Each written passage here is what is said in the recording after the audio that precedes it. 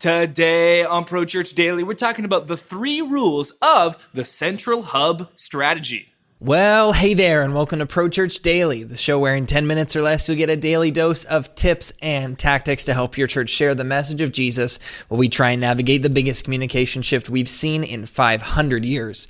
I'm your host, Alex Mills, joined as always by the boss man, it's Brady, Shearer, and today we're talking about the 3 rules of the Central Hub strategy. The Central Hub strategy, Alex, is a foundational strategy for churches that we've been teaching for a number of different years. It's founded upon the principle of taking all of your church's connection points and consolidating them into a single destination.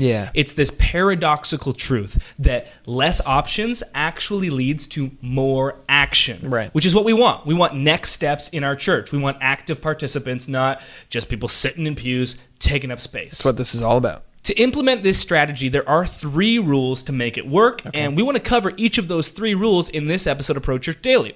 Rule number 1, the Central Hub must be accessible 24 hours, 7 days a week, 365 days a year. We talk about this premise of seize the 167. What does it mean? Well, there are 168 hours every single week. Church is just one of those hours. So how are people taking next steps, and how are you reaching your church in the 167 hours beyond your Sunday service?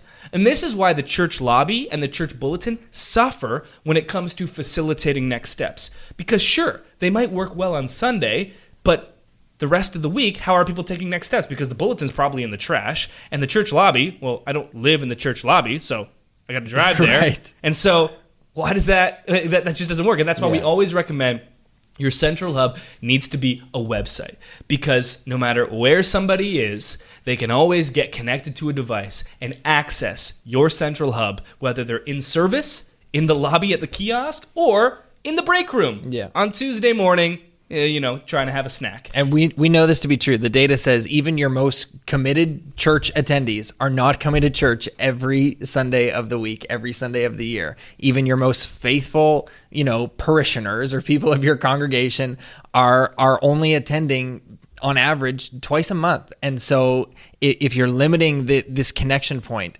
to this certain time in a certain place once a week, it's just not enough for people to stay connected to the life of your church and your community. And so it has to be accessible for everyone all the time.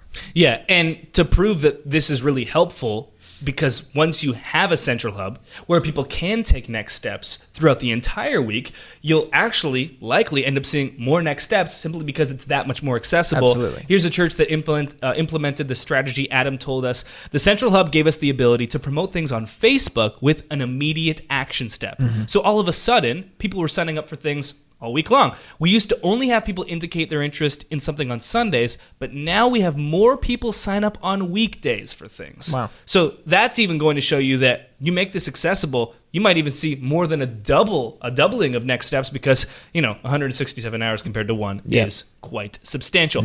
That's rule number 1 of the Central Hub. Rule number 2 is the Central Hub must be accessible from every device. So that means phone, tablet, laptop, and desktop. And this is why we never recommend that your church use an app for your Central Hub, because you're immediately cutting half of your access points in half. And even though mobile for most websites is going to be more dominant than desktop, even the 2017 figures show that 34% of all web traffic is still desktop.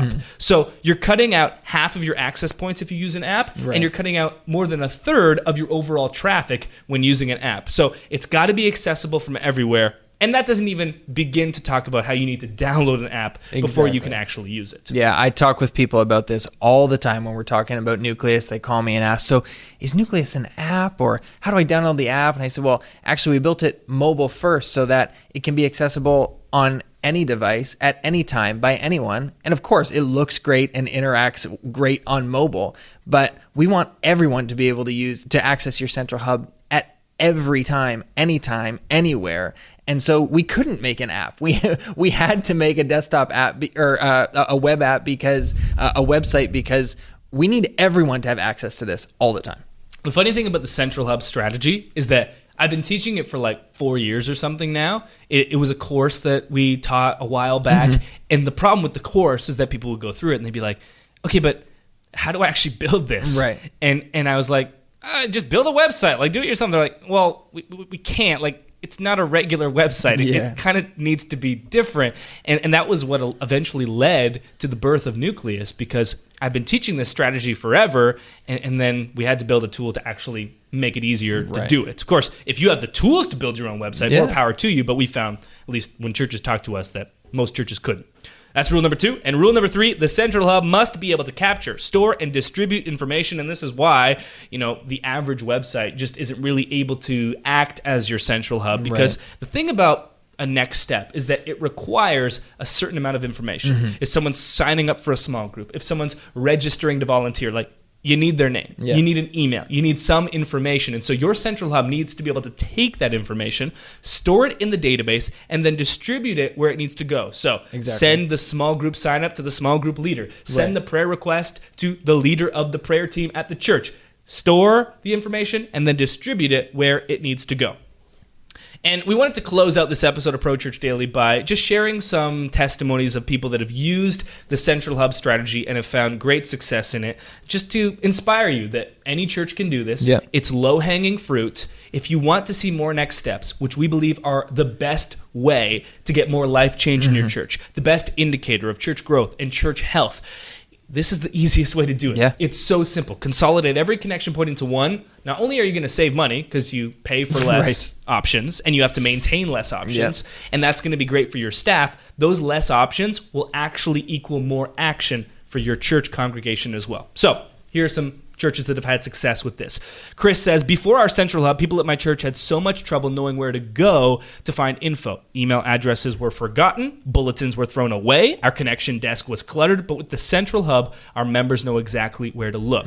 And just to dispel the idea that this is only for cool churches, only for young churches, it's not. Only for crazy, trendy churches, this is a universal principle, works for everyone, every church. Patty told us, look, we're a church of all ages. Our first event using the Central Hub strategy was our summer baptism and picnic. We had an overwhelming response. More registrations than we have ever received versus the old see Patty at the table after the service method. Which is just so classic.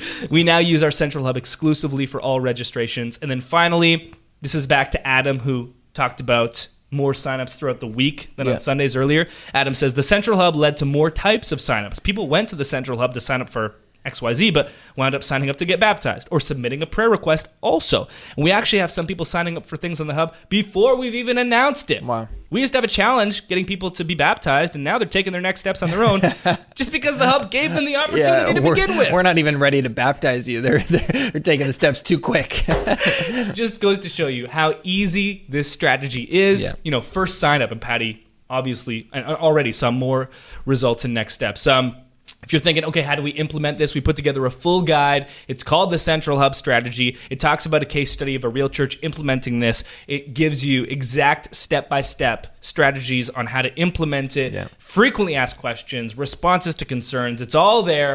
It's free. It's linked in the show notes for this episode of Pro Church Daily. So if you're ready to implement the Central Hub Strategy, this is the guide that you need. We put it together for you for this exact purpose.